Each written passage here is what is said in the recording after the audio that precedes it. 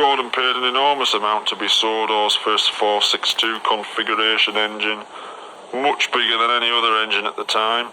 We were terrified that fat shite would make us fire up that huge engine. We were shocked to discover he had insisted on being able to work on the railway. So, one night, after the regular staff had finished for the day, fat some of the rail staff and I fired up the engine. As usual, these experiments were filmed.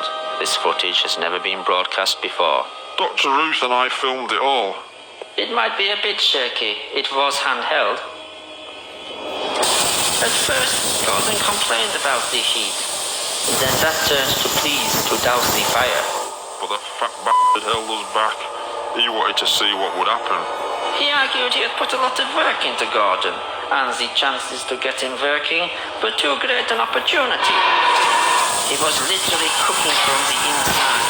By the time we were allowed to act, it was too late.